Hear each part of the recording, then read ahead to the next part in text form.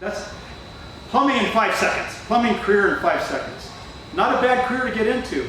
And most of the plumbers are like me. I am a word starting with O. Anybody can guess what that is? What? Oh, close. Ends with D. It's 3 letters. O-D. I'm old. I'm old. And a lot of plumbers are old. So what does that mean? And let me ask you, is the plumbing demand decreasing any? It's not decreasing any. And the plumbers are old. What does that mean? That means there's going to be a wide open field for whoever goes into it. Does that make sense? Okay, that's now a lot of plumbers I get are young. They're either college or high school. I got about half and half. And also, you got to have the ability to stick to something and finish it, and the ability, if you fail at something, to get back up and dust yourself off and learn from it and go on. You know, you got to have that ability. Now, I'm going to do some stuff here. Don't worry if you're not artistically inclined. You know, if you can't draw like I can. Oh my goodness, my black is dying. Don't want that black anymore. It's no good. Anybody recognize what this is? It's a house. It's a house. Well, you guys are sharp. And I'm going to draw a little sink here, a little sink somewhere here. This is a sink, and there's a little spigot. And can anybody guess what this thing is? It's a toilet. You guys are good. You guys are good. And you got water. Oh boy, I don't know if I got any water left in this marker. What do you do? Hey. You got water coming in, it's going to be going in that sink, yeah. And you got stuff coming out here, right? Okay, you guys are from Tecumseh. I don't know where you guys in Tecumseh get it. Where do you think us guys in Lawrence get this stuff? Where do we get it? Well, there's a water plant get it. They don't just order it from New York, you know? Yeah? The what? No, they could. I mean, they actually could. Yeah. The Kansas City River. Okay, the Kansas River. That's one place. And what's another one? There's any river. Yeah, any river. Are you guys familiar with the geography around? You know, you ever heard of Clinton Lake? Yeah. That's one place we get it. So we get it from Clinton Lake, and we get it from the Kansas River. And is the Kansas River blue? No. Is Clinton Lake blue? No. I'll give them the. I'll say green. Here's Clinton Lake, and here's the water. And someone else said, where does that water go before it goes right? You take a big cupful of that nice Kansas River water and swirl it around. Man, that's got something in it, doesn't it? Boy, that's got a lot. It's got a lot more than my faucet does. Where does it go? It goes to a filter. That's a good answer. Anybody have another answer? The water plant. The water treatment plant. And I'm going to draw a water treatment plant. Again, don't worry if your art doesn't match mine. I'm getting the art, you know. There's my water. Don't worry if you can't write as good as I can. Let's see. Water treatment plant. So this water goes in here. How many of you ever seen the Kansas River? What did you see when you looked down the Kansas River? Think back. I want you to think. What did you see? What was on the Kansas River? What? Little islands. Islands. Okay, what else? Fish. You saw fish in the Kansas River. Okay, what did you see? Dirt. You saw dirt. What else? Sand. What did you see? Well, you guys must have caught it at a good time. You ever seen a big rainstorm and look down the Kansas River? What do you see on the Kansas River? You see water. Very good. Anything else? Nothing floating down the water? Trash. What else? Trees. Dead cats. Dead horses. Somebody got tired of their horse and they threw him in the Kansas River. They got tired of their dog and they threw him in the Kansas River, right? Or their cat, they tied him with the bag and threw him in, you know. All kinds of things. Beach balls. You see beach balls. You know, you see armchairs. You see all kinds of stuff, right? So when it comes to the water treatment plant, the first thing that happens, I got one here in my pocket, look at that. You come to a bar strainer. This is called a bar strainer. And so the water flows through the bar strainer. What's it for? Yeah. Keep the trash. Keep the trash out. Don't want the trash coming in. So it keeps the gross particles out. Gross things like, when I say gross, I mean big. I don't mean yucky. I mean big. It keeps the gross stuff out, like trees, dead bodies, all kinds of furniture, anything else. It keeps the fish died. You know, it keeps, maybe a fish might swim into it. You know, it keeps all those things out. And then they take it up, they turn it like this, and they bring all that trash up, and guess what they do? Take it to the landfill or something. Okay. Then it goes into a coagulation pit or basin, coagulation basin. And here, I found this on my desk when I came in, so I said, this looks like a pretty good coagulation basin. What would happen? You still got dirt and sand. Dirt and sand will go through that foam, right? Those bars are probably about that far apart. So when that dirt and sand comes in, it comes into here. What's going to happen to it? What's it going to do? The big pieces of dirt and sand, what are they going to do? They're going to sink to the bottom. And then this water is going to flow over. Okay? And then they'll take that dirt and sand out and they'll throw it in some landfill somewhere. Okay? It's going to flow over here, and I've got to look at my note here because I can't remember how to say this word. It's called a flocculation basin. This is my flocculation basin. And what happens is, you still have particles, you're not getting rid of all of them that way, just the big ones. You still have little dirt particles, little clay particles, little sand particles, and they're going to go in here, it's going to be mixed with a coagulant. What does a coagulant do? You ever heard the word coagulant? Yeah. Like, it's something like your blood. You ever heard your blood? Okay, it groups the particles together. It causes them to stick. It uses an electrical process to do it. It ionizes them and it causes them to stick together. Okay? And then it's going to flow over there into the... So the particles are left because... Why do they want them to stick together? Why do they want them to stick together? What do you think? Clean the water. Yeah, it's to clean the water. And how is that going to help cleaning the water for the particles to stick together? I think they're pretty... Yeah. They'll get bigger. They'll get bigger. They'll get bigger and do what? Yeah, they're bigger and they're easier to take out. They go into something called the sedimentation basin. The sedimentation basin. And so, by the way, how big would these basins be? Huge. How big? Bigger than this room, by far. This room probably about a tenth of this area of one of these basins.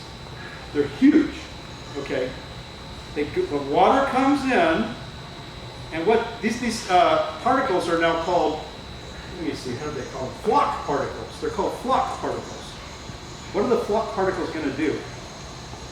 They're bigger now. What do you think they're going to do? Well, they're not going to get caught. That's a good guess, though. They're just coming. If I had this full of water and flock particles and just let it set for a minute, what would the flock particles do? It starts with an S. Sink. They would sink, right? And they form sludge on the bottom here. And the water, the fresh water is going to pour out like this into a sedimentation basin, and they'll take the sludge out and they'll take it to a landfill. So this is going to go into a sedimentation basin. Actually, there's another way they do it too, by the way. They use a process called aeration, and they have bubblers at the bottom of this, and that causes rock particles that you wouldn't think they would, but it causes them to rise. And then they form a cake on the top, a sludge cake on the top. And they got these arms that go around, and they just collect them all. That's another way it's done too.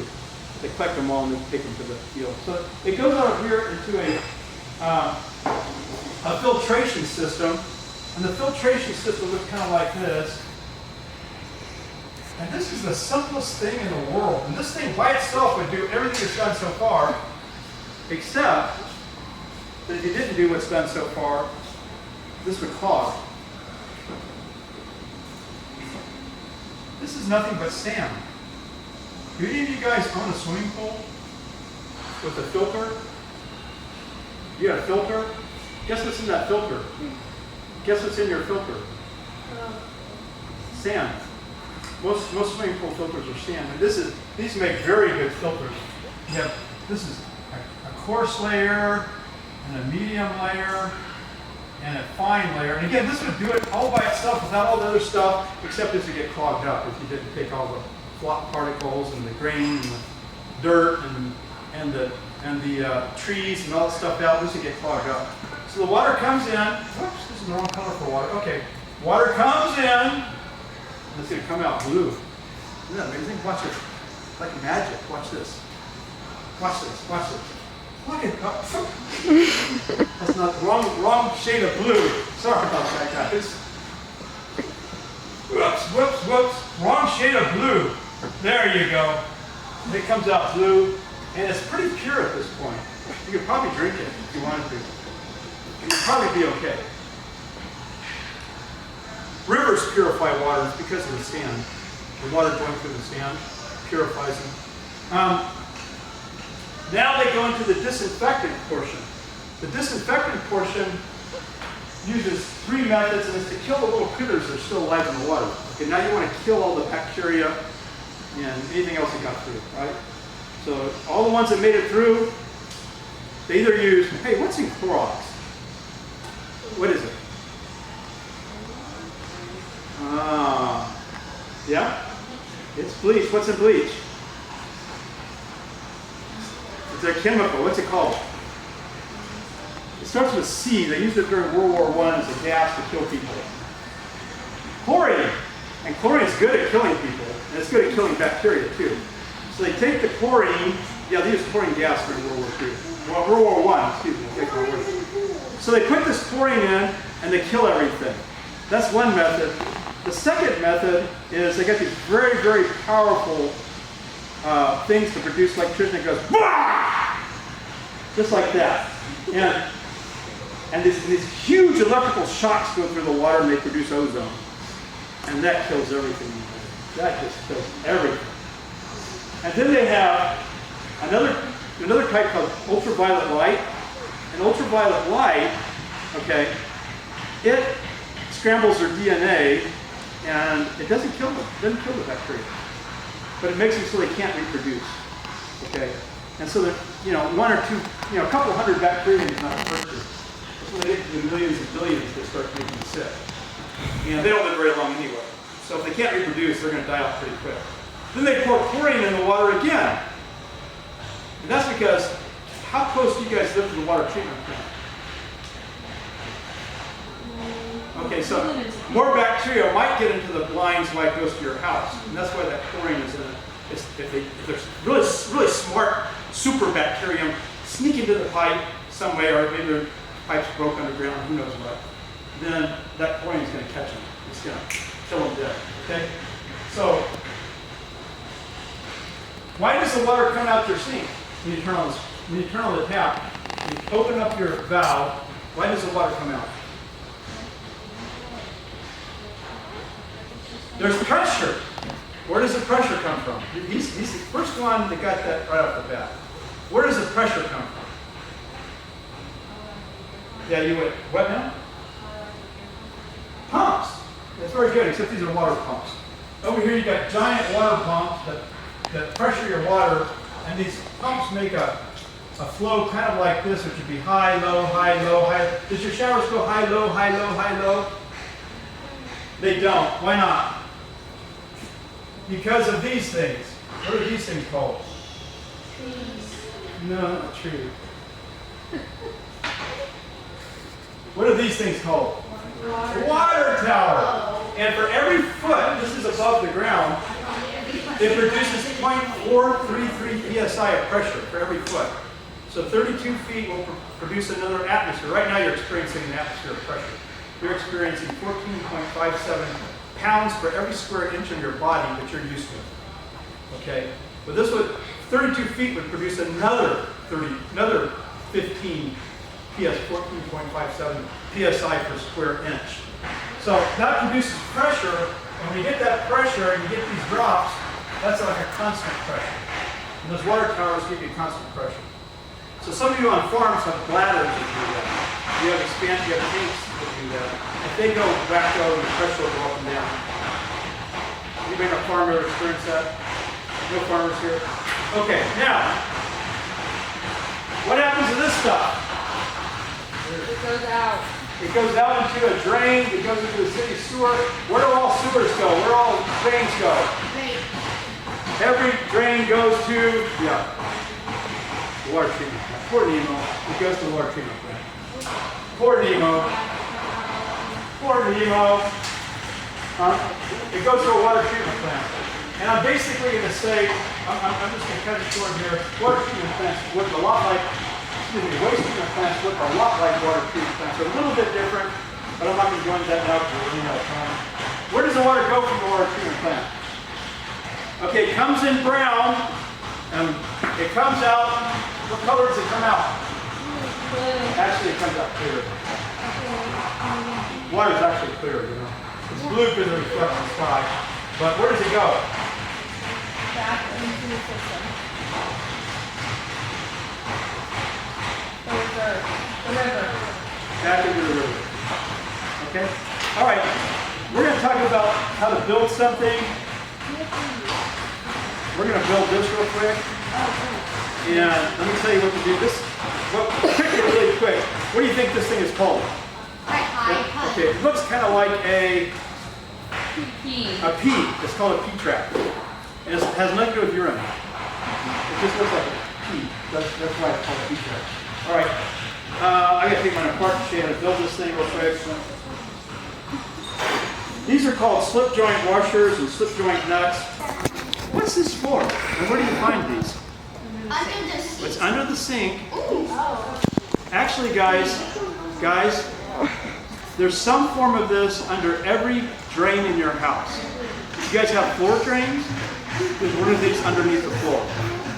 You guys have something called a bathtub? You guys got bathtubs in your country? No. A bucket. Well, buckets don't have them. So if you got a bathtub, there's one of these under the drain of the bathtub. You have a shower? One of these is under the shower. Kitchen sink, bath sink. You have a laundry? The laundry drain. What are they for? Why do they want to put these in there? What in the world are these for?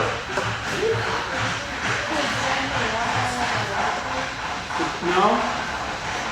This is the drain. This is the sewage part. This is hooked to a pipe that goes to what?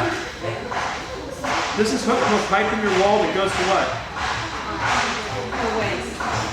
This is part of your drain system. Your water drains through this. This is hooked up to what? It starts with an S and ends with an R. Sewer. This is hooked up to your sewer. Guess what kind of sweet-smelling gases are in your sewer? Not great. Sewer gases are in your sewer, right? And guess what? Guess what will happen? Let's say you installed this right now and you just left it like this. Guess what would happen? Sewer gases would come up, they'd go in here, they'd go through here, and they'd come right out your drain, right out your laundry, right out your bathtub, and guess what your house would smell like? It starts with an S, ends with an R. Sewer. Our sewage. Maybe it doesn't end with an R. This is an E. Okay, now, so how do we stop that from happening? We put water in these things. Water. And the water traps the sewer gases. It can't get past the water. Only a little bit. About that much water. See that? And so the sewer comes in and it can't, the sewer gas comes in and it can't get past the water. That's called actually the term, this is a weir right here. And this whole thing here is, so just that little bit of water can trap the sewer gases. And I could get deeper than that, but I don't want to. So, you got all those guys got it all done? So? Let's now take it all apart completely. And then when you go home tonight, take a look around and see how many sewer traps or how many P traps you can see in your house.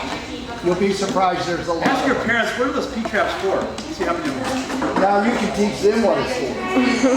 Ask them, hey, what are those P traps for? I bet you a lot of your parents don't know. No. Actually, you did it right.